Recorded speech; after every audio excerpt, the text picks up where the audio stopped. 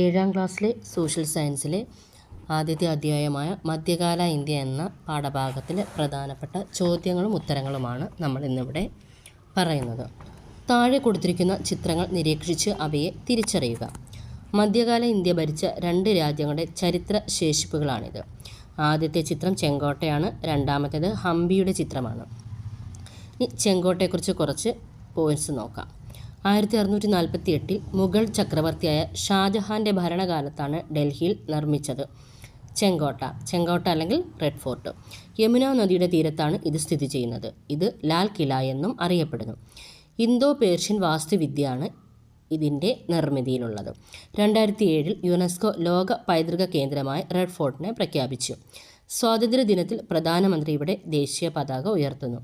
അടുത്ത രണ്ടാമത്തെ ചിത്രമായ ഹംപിയെക്കുറിച്ച് കുറച്ച് പോയിന്റ് നോക്കാം. വിജയനഗര സാമ്രാജ്യത്തിൻ്റെ തലസ്ഥാനമായിരുന്ന പുരാതന നഗരമാണ് ഹംപി. തുംഗഭദ്ര നദിയുടെ തീരത്താണ് ഇത് സ്ഥിതി ചെയ്യുന്നത്. ദ്രാവിഡ വാസ്തുശില്പ കലാരീതിയാണ് ഹംപിയുടേത്. ഹംപിയെ യുനെസ്കോ ലോക പൈതൃക കേന്ദ്രമായി പ്രഖ്യാപിച്ചിട്ടുണ്ട്. രണ്ടാമത്തെ ക്വസ്റ്റ്യൻ, 1526 മുഗൾ ഭരണം സ്ഥാപിച്ച ഭരണാധികാരി ആരാണ്? ഉത്തരം ബാബർ. മൂന്നാമത്തെ ക്വസ്റ്റ്യൻ, മുഗൾ കാലഘട്ടത്തിലെ പ്രധാന ഭരണാധികാരികളുടെ പേരും അവരുടെ കാലഘട്ടവുമാണ്. ബാബർ 1526 മുതൽ 1539 വരെയാണ് കാലഘട്ടം. ഹുമയൂൺ 1530 മുതൽ 1540 വരെയും 1555 മുതൽ 1556 വരെയും. അക്ബർ 1556 മുതൽ 1605 വരെ. ജഹാംഗീർ 1605 മുതൽ 1627 വരെ. ഷാജഹാൻ 1628 മുതൽ 1658 വരെ. ഔറംഗസീബ് 1658 മുതൽ 1707 വരെ. ഭൂപടത്തിൽ നിന്നും ഇന്നത്തെ ഏതെല്ലാം രാജ്യങ്ങളിൽ മുഗളർ ഭരണം വ്യാപിപ്പിച്ചിരുന്നു എന്ന് കണ്ടെത്തി പട്ടികപ്പെടുത്തുക. അഫ്ഗാനിസ്ഥാൻ, പാകിസ്ഥാൻ, നേപ്പാൾ, ബംഗ്ലാദേശ് എന്നീ രാജ്യങ്ങളിലാണ് മുഗളർ ഭരണം വ്യാപിപ്പിച്ചിരുന്നത്. ഇന്ത്യയിൽ മുഗൾ ഭരണത്തിന് തുടക്കമിട്ട യുദ്ധം ഏതാണ്? ഒന്നാം പാനിപ്പത്ത് യുദ്ധത്തെക്കുറിച്ച് ഒരു കുറിപ്പ് എഴുതാനാണ് ഇനി അടുത്തത്. ലോധി വംശത്തിലെ അവസാനത്തെ ഭരണാധികാരിയായ ഇബ്രാഹിം ലോധിയും കാബൂളിലെ ഭരണാധികാരിയായിരുന്ന ബാബറും 1526 ഹരിയാനയിലെ പാനിപ്പത്തിൽ വെച്ച് ഏറ്റുമുട്ടി. ഒന്നാം പാനിപ്പത്ത് യുദ്ധം എന്നാണ് ഇത് അറിയപ്പെടുന്നത്. ഈ യുദ്ധവിജയത്തിലൂടെയാണ് ബാബർ ഇന്ത്യയിൽ മുഗൾ ഭരണം സ്ഥാപിച്ചത്. ഏഴാമത്തെ ക്വസ്റ്റ്യൻ, അക്ബർ ചക്രവർത്തിയുടെ മരണശേഷം ജസ്യൂട്ട് പാതിരി പിയറി ജാർഗ് എഴുതിയ അനുശോചന കുറിപ്പിൽ നിന്നും മുഗൾ ഭരണാധികാരിയായിരുന്ന അക്ബറിനെക്കുറിച്ച് നിങ്ങൾക്ക് എന്തൊക്കെയാണ് മനസ്സിലാക്കാൻ കഴിയുന്നത്? അക്ബർ അതിശക്തനായ ചക്രവർത്തിയായിരുന്നു. ഉയർന്ന താഴ്ന്ന വിഭാഗങ്ങളെന്ന തരംതിരിവില്ലാതെയും പരിചിത അപരിചിത വ്യത്യാസമില്ലാതെയും തുല്യനീതി നടപ്പാക്കി. ഹിന്ദു, ക്രിസ്ത്യൻ, മുസ്ലിം വേർതിരിവില്ലാതെ എല്ലാവരെയും തുല്യമായി പരിഗണിച്ചു. കരുത്തരോട് ശക്തമായും അശക്തരോട് കരുണയോടെയും അദ്ദേഹം പെരുമാറി. അടുത്ത ക്വസ്റ്റ്യൻ, അക്ബർ ഇബാദത്ത് ഖാന പണി കഴിപ്പിച്ചതിൻ്റെ ലക്ഷ്യം എന്തായിരുന്നു? ഒരു കുറിപ്പ് തയ്യാറാക്കുക. 1575 തൻ്റെ പുതിയ തലസ്ഥാനമായ ഫത്തേപൂർ സിക്രിയിൽ അക്ബർ ഇബാദത്ത് ഖാന പണി കഴിപ്പിച്ചു. വിവിധ മതങ്ങളിലെ പണ്ഡിതരും പ്രമുഖരും ഇവിടെ ഒത്തുചേർന്നിരുന്നു. അക്ബർ പിന്തുടർന്നിരുന്ന മതസഹിഷ്ണുതാ നയത്തിന് ഉത്തമ ഉദാഹരണങ്ങളാണ് ഇത്തരം ചർച്ചകൾ. അടുത്ത ക്വസ്റ്റ്യൻ, എല്ലാ മതങ്ങളുടെയും നല്ല വശങ്ങൾ സംയോജിപ്പിച്ച് അക്ബർ രൂപം കൊടുത്ത ദർശനമാണ് ദിൻ ഇലാഹി. അടുത്ത, ദിൻ ഇലാഹിയുടെ ദർശനത്തിൻ്റെ കാതൽ എന്താണ്? എല്ലാവർക്കും സമാധാനം. 11ാമത്തെ ക്വസ്റ്റ്യൻ, ജസിയ എന്ന മതനികുതി നിർത്തലാക്കിയത് ആരാണ്? ആൻസർ അക്ബർ. 12ാമത്തെ ക്വസ്റ്റ്യൻ, അക്ബർ ചക്രവർത്തിയുടെ രാജകൊട്ടാരത്തിൽ ഉന്നത സ്ഥാനങ്ങൾ വഹിച്ചവരിൽ പ്രധാനികൾ ആരെല്ലാമായിരുന്നു?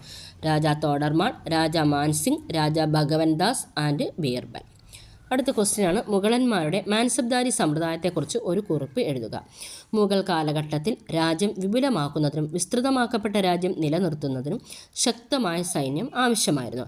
ഇതിനുവേണ്ടി അക്ബർ നടപ്പിലാക്കിയ സൈനിക സമ്പ്രദായമാണ് മാൻസബ്ദാരി. ഈ സമ്പ്രദായം അനുസരിച്ച് ഓരോ ഉദ്യോഗസ്ഥൻ്റെയും കീഴിൽ ഒരു സൈനിക വ്യൂഹമുണ്ടായിരിക്കും. ഓരോ ഉദ്യോഗസ്ഥനും നിലനിർത്തേണ്ട കുതിരപ്പടയാളികളുടെ എണ്ണത്തെയാണ് മാൻസബ് എന്ന പദവി സൂചിപ്പിക്കുന്നത്. നിലനിർത്തേണ്ട സൈനികരുടെ എണ്ണത്തിനനുസരിച്ചായിരുന്നു മാൻസബ്ദാരുടെ പദവി നിശ്ചയിച്ചിരുന്നത്. 14ാമത്തെ ക്വസ്റ്റ്യൻ, മുഗൾ ഭരണരീതിയെക്കുറിച്ച് ഒരു കുറിപ്പ് എഴുതുക. മുഗൾ ഭരണത്തിൽ അക്ബറിൻ്റെ കാലത്താണ് ഒരു ഭരണക്രമം ഫലപ്രദമായി രൂപപ്പെടുത്തിയത്. ഭരണ സൗകര്യത്തിനായി ഗ്രാമങ്ങൾ ചേർന്ന് പർഗാനകളും പർഗാനകൾ ചേർന്ന് സർക്കാരുകൾ ചേർന്ന് സുബ്ബകളുമായി രാജ്യത്തെ വിഭജിക്കപ്പെട്ടിരുന്നു. രാജ്യത്തിൻ്റെ പരമാധികാരിയും സർവ്വസൈന്യാധിപനും നിയമനിർമ്മാതാവും അന്തിമ ന്യായാധിപനും ചക്രവർത്തിയായിരുന്നു. മുഗൾ കാലഘട്ടത്തിൽ നീതിന്യായ നിർവഹണത്തിനായി ഇന്നത്തെ പോലെ പ്രത്യേകതരം കോടതികൾ ഉണ്ടായിരുന്നില്ല. തദ്ദേശീയരായ മതപണ്ഡിതന്മാരാണ് അല്ലെങ്കിൽ ഖാസിമാർ ആണ് തർക്കങ്ങളിൽ അന്വേഷണം നടത്തി തീർപ്പ് കൽപ്പിച്ചിരുന്നത്. ഈ തീരുമാനത്തിൽ അതൃപ്തിയുള്ളവർക്ക് ചക്രവർത്തിയോട് നേരിട്ട് പരാതി പറയാൻ അവസരമുണ്ടായിരുന്നു. ഭരണകാര്യങ്ങളിൽ രാജാവിന് ഉപദേശം നൽകുന്നതിനായി മന്ത്രിമാരെയും വകുപ്പ് അധ്യക്ഷന്മാരെയും നിയമിച്ചിരുന്നു. 15ാമത്തെ ക്വസ്റ്റ്യൻ, താഴെ തന്നിരിക്കുന്ന ചിത്രം കാണുക. ഇതിൽ നിന്നും മുഗൾ ഭരണകാലത്തെ ഭരണരീതിയെക്കുറിച്ച് എന്ത് മനസ്സിലാക്കാം? മുഗൾ ഭരണത്തിൽ ഭരണ സൗകര്യത്തിനായി ഗ്രാമങ്ങൾ ചേർന്ന് പർഗാനകളും, പർഗാനകൾ ചേർന്ന് സർക്കാരുകളും, സർക്കാരുകൾ ചേർന്ന് സുബ്ബകളുമായി രാജ്യത്തെ വിഭജിക്കപ്പെട്ടിരുന്നു. ക്വസ്റ്റ്യൻ നമ്പർ 16, മുഗൾ കാലഘട്ടത്തിലെ സാമൂഹിക സാമ്പത്തിക സ്ഥിതിയെക്കുറിച്ച് ഒരു കുറിപ്പെഴുതുക. ഫ്യൂഡൽ സാമൂഹ്യ വ്യവസ്ഥയായിരുന്നു മുഗൾ ഭരണകാലത്ത് നിലനിന്നിരുന്നത്. സമൂഹം പല തട്ടുകളായി വിഭജിക്കപ്പെട്ടിരുന്നു. സമൂഹത്തിൻ്റെ ഏറ്റവും അടിത്തട്ടിൽ സാധാരണക്കാരും ഏറ്റവും മുകളിൽ രാജാവുമായിരുന്നു.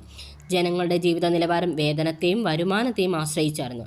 ജനങ്ങളിൽ ഭൂരിഭാഗവും കർഷകരായിരുന്നു. അവർക്കിടയിൽ ജാതി വ്യവസ്ഥ നിലനിന്നിരുന്നു.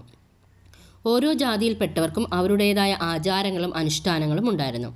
ഓരോ സ്ഥലത്തെയും ജനങ്ങളുടെ ജീവിത രീതി, ഭക്ഷണം, വസ്ത്രം എന്നിവയിൽ വളരെയധികം വ്യത്യാസങ്ങൾ നിലനിന്നിരുന്നു. നെല്ല്, ഗോതമ്പ്, ബാർലി, കരിമ്പ്, പരുത്തി, എണ്ണക്കുരുക്കൾ തുടങ്ങിയവ അക്കാലത്തെ പ്രധാന കാർഷിക ഉൽപ്പന്നങ്ങളായിരുന്നു.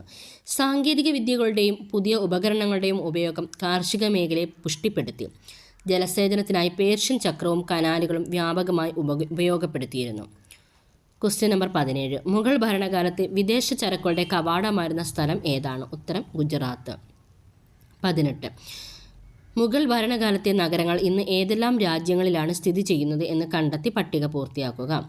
നഗരങ്ങൾ ധാക്ക, മുർഷിദാബാദ്, ലാഹോർ, സൂറത്ത്, ആഗ്ര. അപ്പം ഈ ധാക്ക ഇന്നത്തെ ബംഗ്ലാദേശിലാണ്, മുർഷിദാബാദ് ഇന്ത്യയിലാണ്, ലാഹോർ പാകിസ്ഥാനിൽ, സൂറത്ത് ഇന്ത്യയിലാണ്, ആഗ്രയും ഇന്ത്യയിലാണ്. ഐനി അക്ബരി, അക്ബർനാമ എന്നീ ഗ്രന്ഥങ്ങളുടെ രചയിതാവ് ആരാണ്? അബുൽ ഫസൽ. മുഗൾ കാലഘട്ടത്തിൽ പേർഷ്യൻ ഭാഷയിലേക്ക് മഹാഭാരതം വിവർത്തനം ചെയ്തത് ആരാണ്?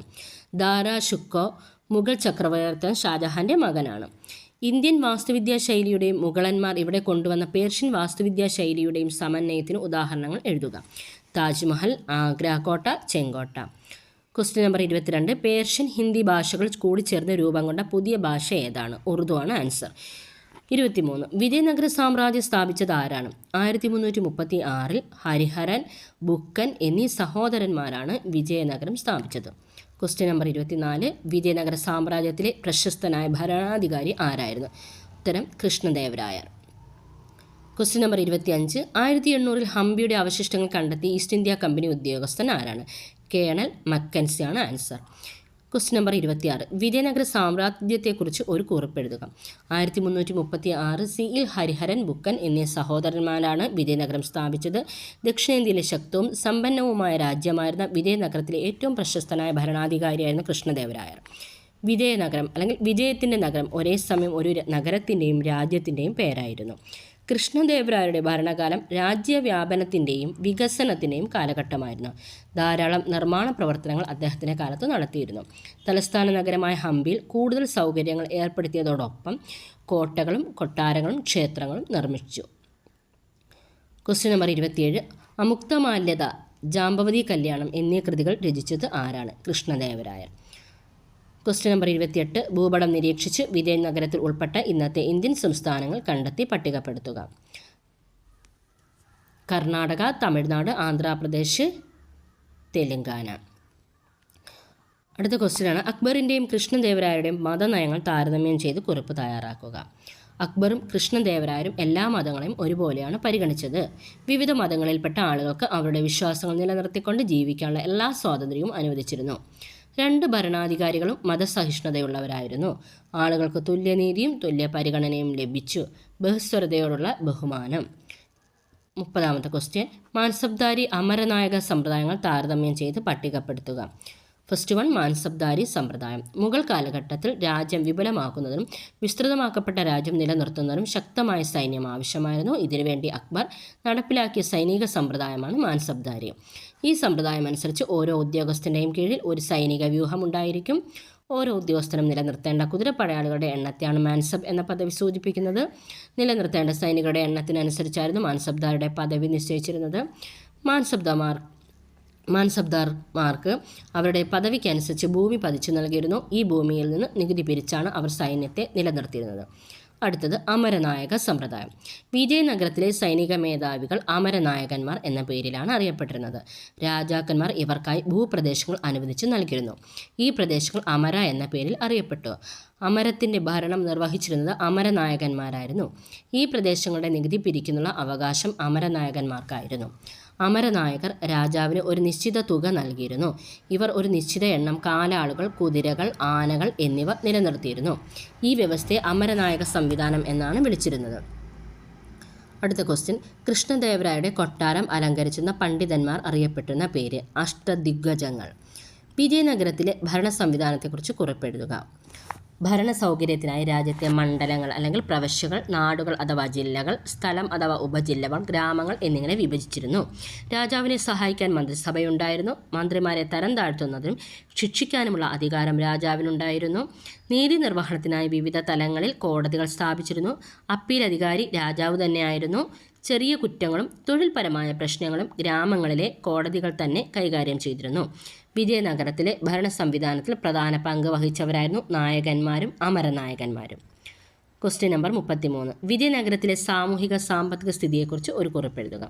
വിവിധ ജാതി മതവിഭാഗങ്ങൾ ഉൾപ്പെട്ടതായിരുന്നു വിജയനഗര സമൂഹം. ബ്രാഹ്മണർക്കായിരുന്നു സമൂഹത്തിൽ മേധാവിത്വം ഉണ്ടായിരുന്നത്. ക്ഷേത്രങ്ങൾക്ക് അനുവദിച്ചിരുന്ന ഭൂമിയിൽ നിന്നുള്ള വരുമാനം ഇവർക്ക് അവകാശപ്പെട്ടതായിരുന്നു. സമൂഹത്തിലെ മറ്റു വിഭാഗങ്ങൾ കൃഷി, കച്ചവടം, കൈത്തൊഴിലുകൾ തുടങ്ങിയ മേഖലകളിലാണ് മുഖ്യമായും ഏർപ്പെട്ടിരുന്നത്. രാജകൊട്ടാരത്തിൽ രാജകീയ കണക്കുകൾ തയ്യാറാക്കാനും പൂന്തോട്ടം അലങ്കരിക്കാനും സ്ത്രീകളുടെ സേവനം ഉപയോഗപ്പെടുത്തിയിരുന്നു. ബഹുഭാര്യത്വം, സതി, ശൈശവവിവാഹം എന്നിവ നിലനിന്നിരുന്നു. Question number 34. പ്രധാന വിജയനഗര രാജാക്കന്മാർ ആരെല്ലാമായിരുന്നു? ഇനി രാജാക്കന്മാരും അവരുടെ വംശം. ഹരിഹരൻ, ബുക്കൻ, സംഗമ രാജവംശം, നരസിംഹ സാലുവ, സാലുവ രാജവംശം, വീരസിംഹൻ, കൃഷ്ണദേവരായർ, തുളുവ വംശം, തിരുമല വെങ്കട, അരവിട് വംശം. Question number 35. മുഗൾ വിജയനഗര ഭരണ സമ്പ്രദായങ്ങളുടെ പൊതു സവിശേഷതകൾ താരതമ്യം ചെയ്ത് പട്ടിക പൂർത്തീകരിക്കുക. മുഗൾ ഭരണം, വിജയനഗര ഭരണം. മുഗൾ ഭരണത്തിലും രാജവാഴ്ചയായിരുന്നു, വിജയനഗര ഭരണത്തിലും രാജവാഴ്ചയായിരുന്നു. മുഗൾ ഭരണത്തിൽ മാൻസബ്ദാരിയായിരുന്നു സമ്പ്രദായം, വിജയനഗരത്തിൽ അമരനായക സമ്പ്രദായമാണ്. മുഗൾ ഭരണം മതസഹിഷ്ണുതയുള്ളതായിരുന്നു, വിജയനഗര ഭരണവും മതസഹിഷ്ണുതയിലായിരുന്നു. ഇനി മുഗൾ ഭരണത്തിലാണ് ഉറുദു ഭാഷയുടെ വികാസം, വിജയനഗര ഭരണത്തിൽ സംസ്കൃത ഭാഷയുടെ വികാസമാണ് ഉണ്ടായിരുന്നത്. മുഗൾ ഭരണത്തെ നിർമ്മിതികളൊക്കെ ഇൻഡോ പേർഷ്യൻ നിർമ്മാണ ശൈലിയിലായിരുന്നു. വിജയനഗര ഭരണത്തിൽ ദ്രാവിഡ നിർമ്മാണ ശൈലിയാണ് ഉപയോഗപ്പെടുത്തിയിരുന്നത്. ഈ ഒന്നാമത്തെ അധ്യായത്തിലെ പ്രധാനപ്പെട്ട ക്വസ്റ്റ്യനും ആൻസറുകളാണ് ഇതുവരെ നമ്മൾ പറഞ്ഞത്. എല്ലാവർക്കും ഉപകാരപ്പെടുമെന്ന് കരുതുന്നു.